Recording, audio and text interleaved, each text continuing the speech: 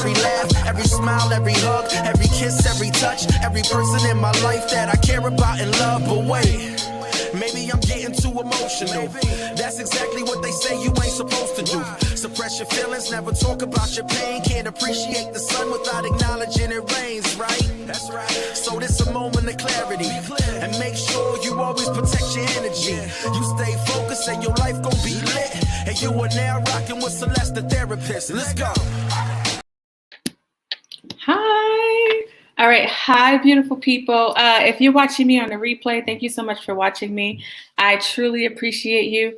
Today's Friday, and I am here to talk to another guest and help shift the way you think. I have a podcast that's called Celeste the Therapist Podcast.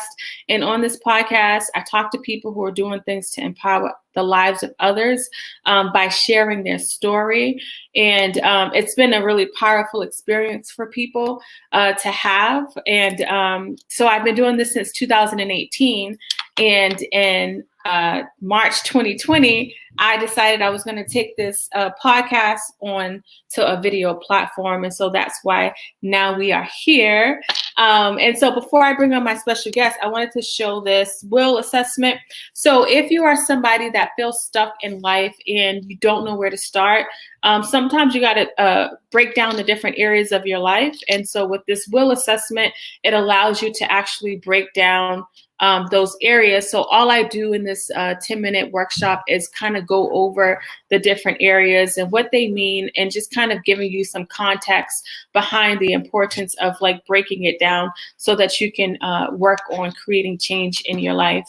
A lot of times it's like we want to change, but we don't really know where to start. And so sometimes people decide not to. Uh-oh, did I freeze?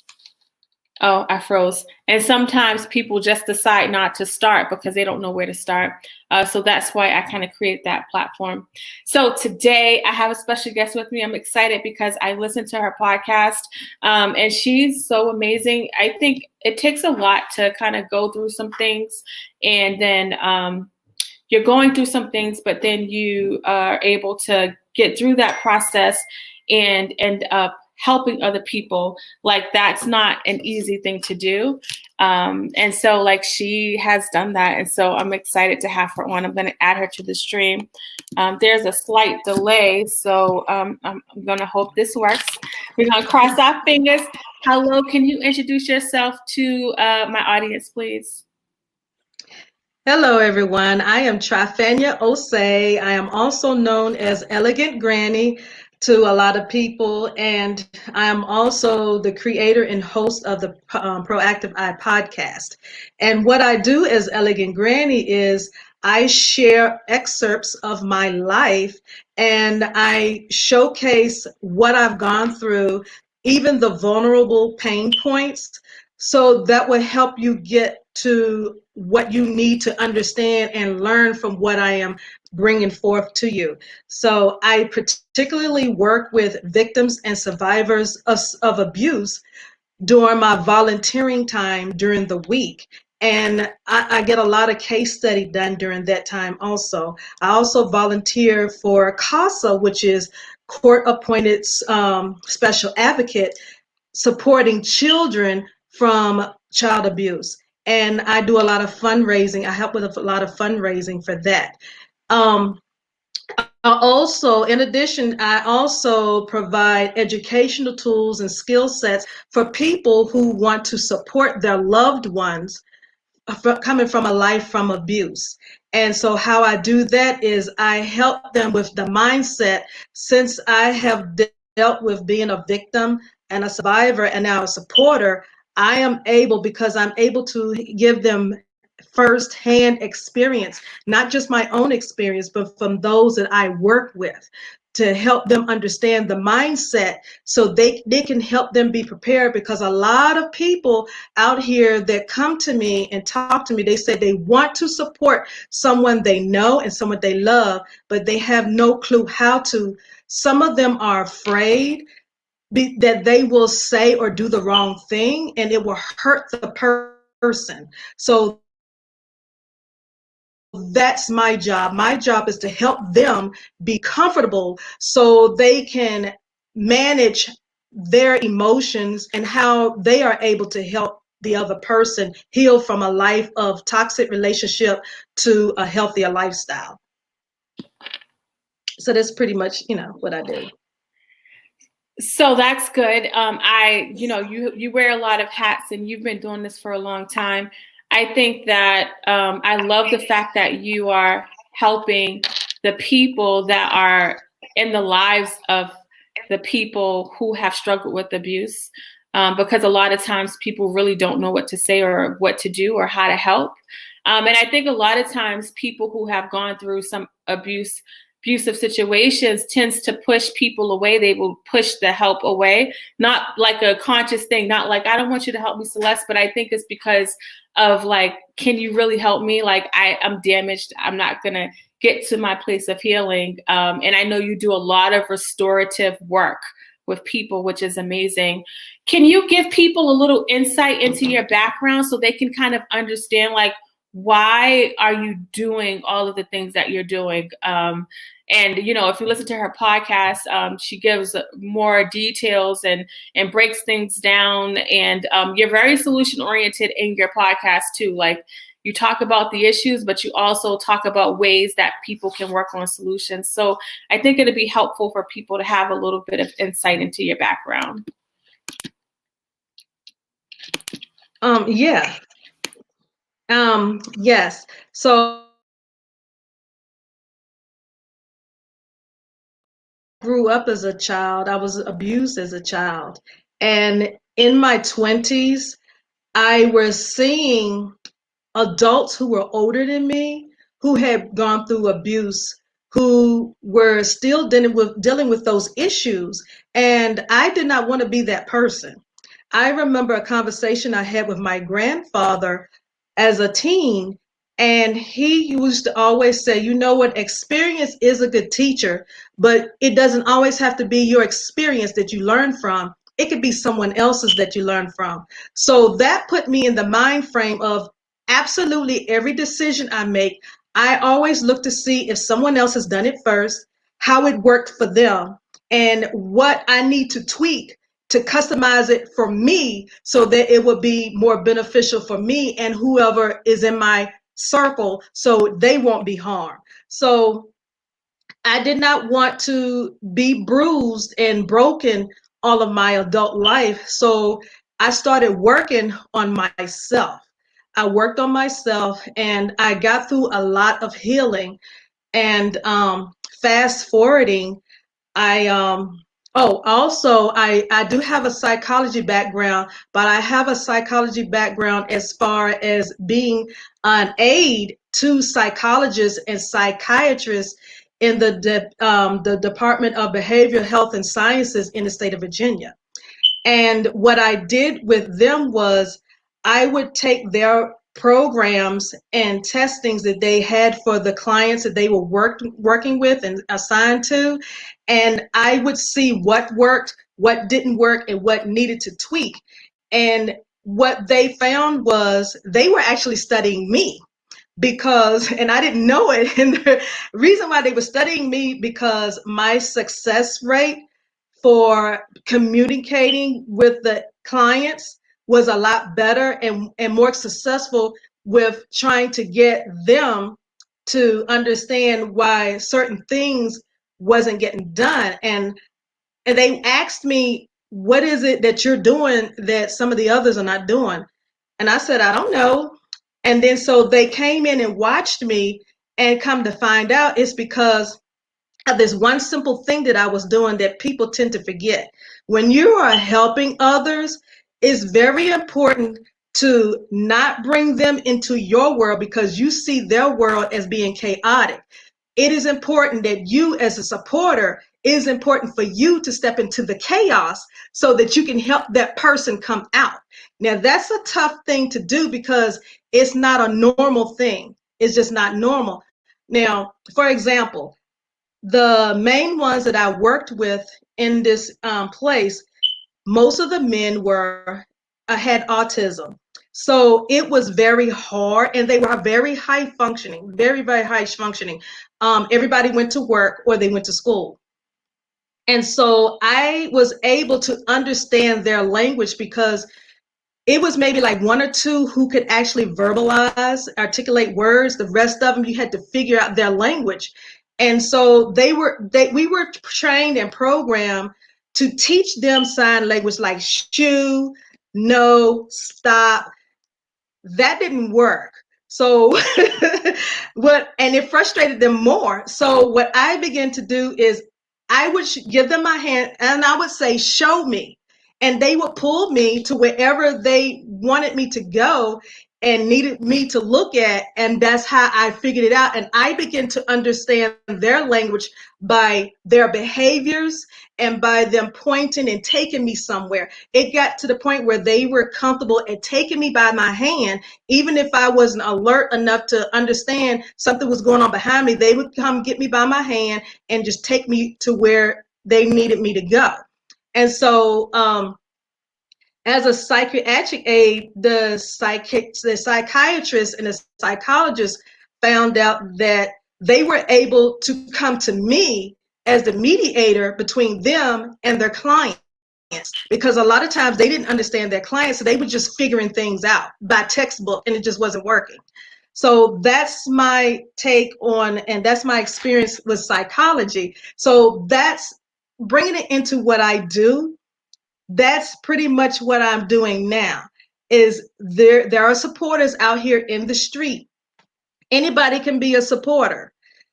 It's just a matter of you listening to the people who are harmed, victims or survivors, and stepping into their world and be empathic enough to just listen. Because a lot of times they just need to vent. They don't need you to be engine number 9 or trying to figure things out.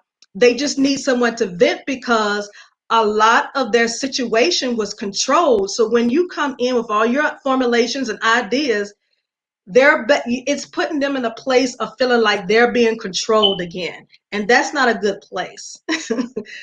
Yeah, so. No, that's good. And I think that the analogy or the example you use with the autistic adults, and, with autism, you have like people that are ranging from different levels of functioning. But looking at the way that you've done that and kind of modeled it in your own path and being able to tell somebody that, I know you think you know what may work for somebody, but you need to listen to what they have to say first. And I think a lot of times we're not listening, but we're looking to give a solution, especially if somebody's in pain. Like it makes sense, right? Like I don't want to see like my loved one sad. So I'm going to I want to make them feel better. But it's like you can't, like you just, the same way you can't make a broken leg get fixed.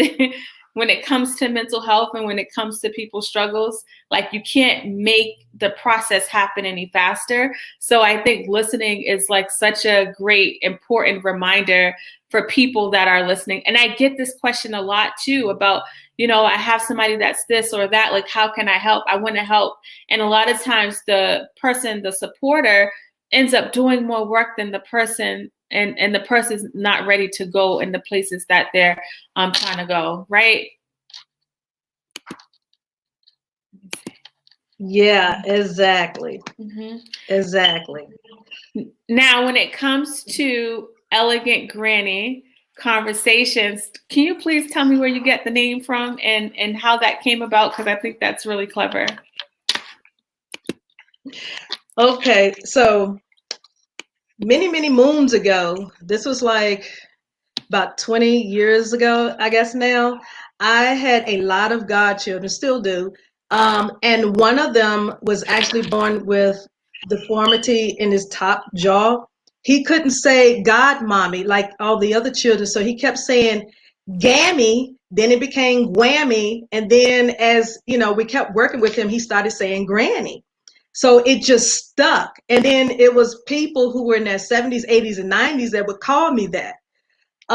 Sometime later, I wanted to get into writing, but I wasn't ready to write a book. But I wanted to do something like, like a journal. And then this young lady that she grew up across the street from me. She was a little bit younger than me. She had a blog. And so I asked her about blogging. So she explained it to me a little bit.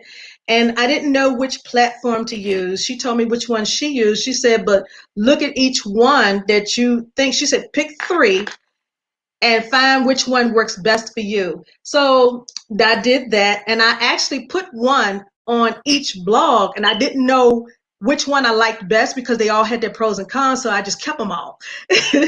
And how I ended up being Elegant Granny was I needed a name for the first blog, and I didn't have a name. I didn't know what to call it, and I started off with Granny's Corner, and then when I started Googling, someone else had that name, so I needed something else.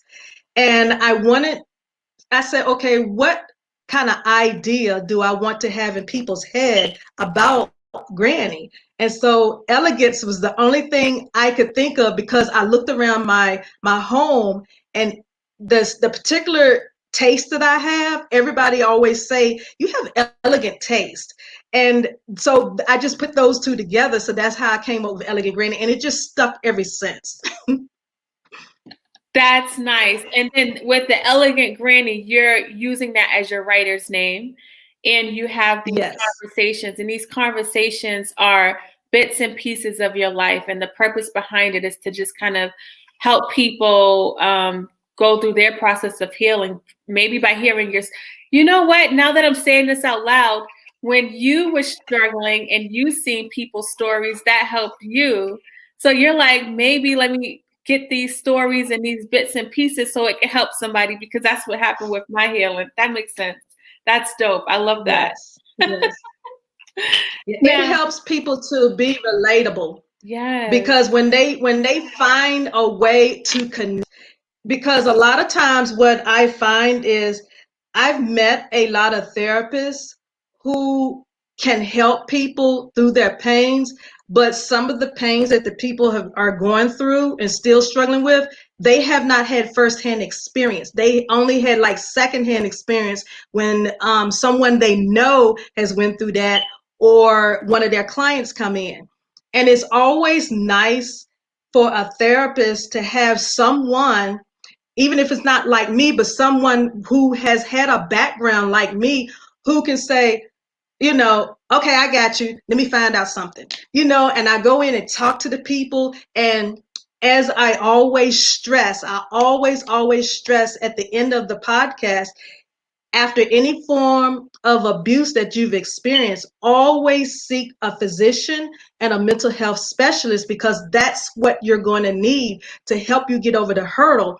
Even though you're high functioning and you stay still able to work, you still able to cook, go to school, take care of your children, that does not mean you were not affected by the trauma that you experienced. At some point, when you do not deal with it, it's going to show up when you least expect it, and you're going to have a big explosion, and then you're going to like, okay, what just happened? The people around you are going to be like, what just happened? That's not what you want to happen. So I always stress, even if you don't feel like you need it, at least go. Even if you only go once a month to see a mental health specialist, only if you see them once a month. I made my way to one. I went, this is a funny story. I went to one after my experience, because the first thing I did was, after I ran away from my husband and I called the cops. I went to the emergency room, asked for a forensics nurse, called the cops and everything. So they picked him up that next morning and everything. So it was safe for me to go home. I looked in the mirror and I said, girl, so you already had this planned out of how you're going to be healed. You have 1 week to get through all of your emotions. That's all you get. Then you got to get up. So I allowed myself everything, all the pain, the hurt, the misery, the betrayal, the crying, the laughing, the happy, the anger, all of that. I went through all of that. I gave myself 1 week. And I actually set the timer on my phone to go off. So when that 1 week was over, I got myself cleaned up real good, put on my good rags, and I went on out the door and I went on about my life. And I first sought a bookkeeper to help me with my business, because I handled everything at first. before marriage. But after this, I knew I was going to need some help. I wasn't trying to be superwoman. I was trying to be smart about it. So I hired a bookkeeper and I sought a mental health specialist. The first one I went to, she said, I can't help you. She said, I can't help you because you look forward to life. You don't fit the profile that I need. She said, let me send you to someone else. So she sent me to another therapist, and he said, okay. He said, I don't know what I could do for you. He said, because I stopped at number 10. I said, what do you, number 10, what? He said, you list so many coping skills that you use. He said, I think you're okay. And the only reason why I had those coping skills is because of my experience working under psychologists and psychiatrists in behavior management. So some of those things I was already using on myself even before what took place in my marriage. That's how I got my healing from being, abused as a child. And so he said, if you do find yourself needing someone, you can give me a call. So what I do is I start off with him once a month. Now he has me on as PRN whenever is needed, but I have him on speed dial just in case anything happens. You know, so what I do now is every season I go make appointment to see him once a season, because even though I'm still functioning and I haven't had any issues, I still feel like it's necessary because that was traumatic. That was very traumatic. That was very life changing. And there's nothing you can do to change it. I can only change my response to it. And so that's what I try to help everybody else understand. No, that's really good. And what Trifanya is saying is that, yes, you may be able to go to work or go to school. And the emotions of life is kind of like survival. So a lot of people know how to survive life. So they may not realize that they're stuck or they're struggling. But there may be this internal thing happening. So being able to talk to somebody about it can really help with the process. And, a lot of times if you are just kind of competing with your own thoughts win, and you're not really mindful or self-aware of how much damage is done or being done. So being able to talk to somebody, even if it's periodically, that is a support system, like a therapist, and therapists, I would say number one. But if you don't have access to it, definitely somebody that can be neutral and can hear you out is going to be helpful. So thank you for that tidbit. That's really good. Now you do the podcast, which is really great. And also when she's talking about leaving her husband, she went through domestic violence, and you learn about it on the podcast, but and then she said she was going to make a plan to leave. And a lot of times, for people that have not experienced domestic violence, it's hard to understand, well, why not just leave? There's a lot of psychological trauma that goes into being in a DV situation, and give yourself some grace around it. But she goes into detail about that process on her podcast. Now, recently, you self-published a book, right? Mm-hmm. Tell me a little bit about that. Yes. Okay, the book is actually a second edition.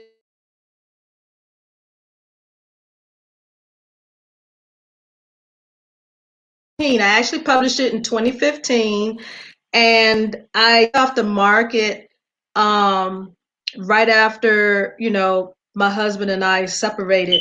And I decided I was going to do something else with it. And I decided, hey, if I'm going to be a help, then I really to provide something to help with, because just a book of poetry and affirmations, it just wasn't enough. So I have the book, and that's the reason why I call one the book and the other one the workbook. The workbook you go through and it actually stands alone. You don't have to have the poetry book to get the workbook. The workbook does stand alone. And what I do is I take a small excerpt of each poem, because it's 30 days, day 1 through 30. and there's a poem for each day. And the self-affirmation is it's going through appreciating a part of yourself. And I do it by telling you what I appreciate about myself, whether it's my nose, my neck, my eyes, how I grew up, either, religious wise, spiritual wise, my family, all of that. And I take an excerpt in the workbook, do a little small excerpt of each poem. Then there's a prompt where it tells you something different. And then there's some questions, and it asks you some questions for you to be mindful and to be honest with yourself. No one else is going to see it but you. So you ask yourself honest questions about these things. And it also refers you at the end where if you think such and such and such and such, if you think in a certain way, maybe is there a life coach or a mental health specialist in your area? And sometimes people are thinking of businesses and don't know how to, which direction to go. There's a question in there that also asks, is there a small business development center in your area? Because especially now, dealing with what we're dealing with right now is globally, a lot of people don't have the finances for a business coach or a consultant. A small business development center near you, everything is free. Everything is free. And they do just about everything that a business consultant or a business coach does. And you can get it for free.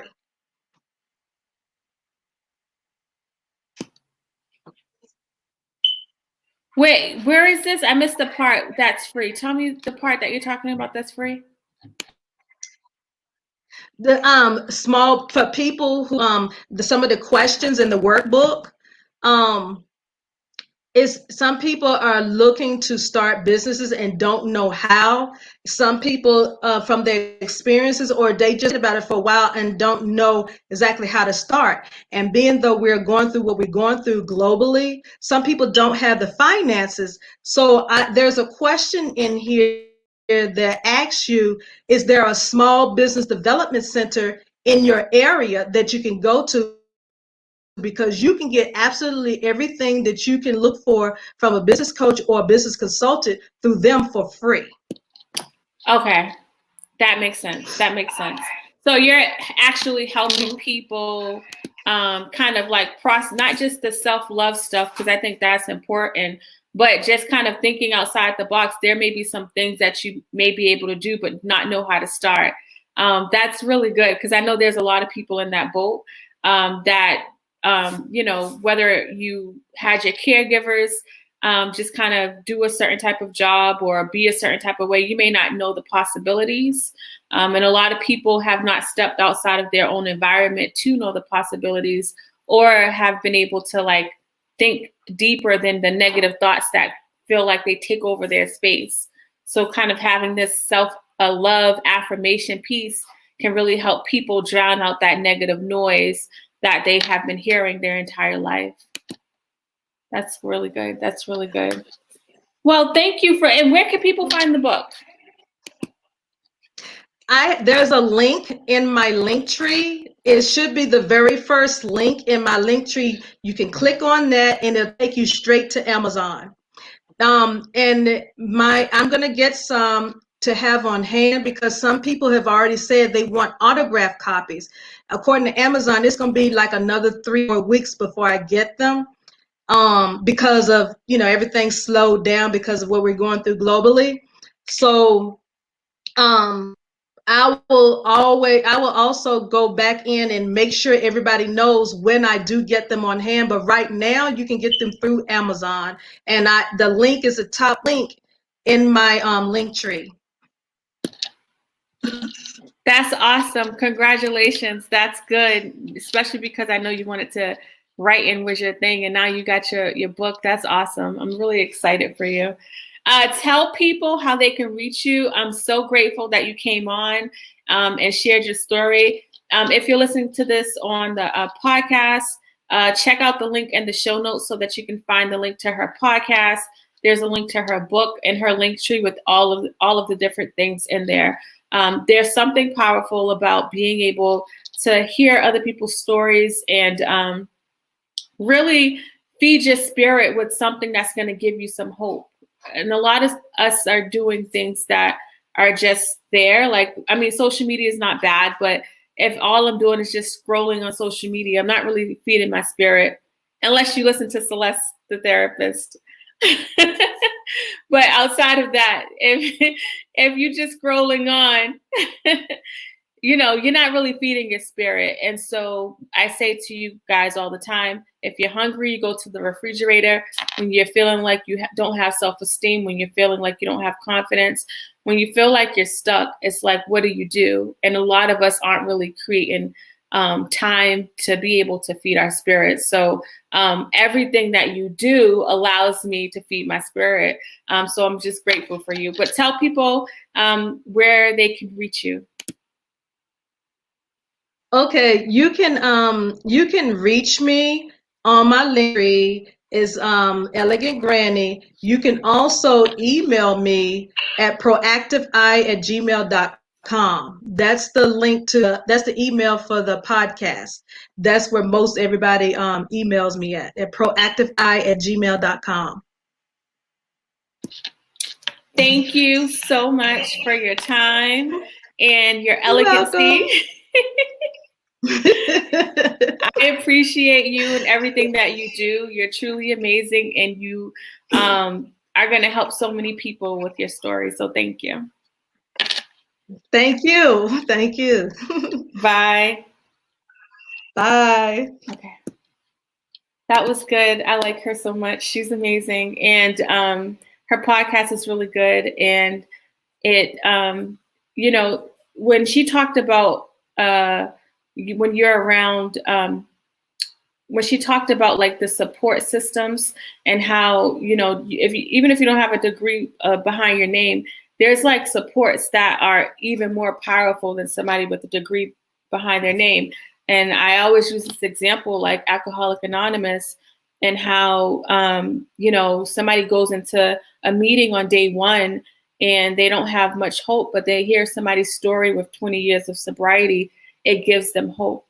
And if you're somebody that's listening to this and feel like you don't have hope, like I would really challenge you to look at what you can do to be a part of community, right? Whether that's online, whether that's looking at a blog, listening to like a motivational video, really start to feed your spirit. Because that's what keeps me going. You know, it's not like, you know, me or Trifina was able to get to a healing place and we just kind of stopped doing the work. You're always going to do the work. It doesn't stop.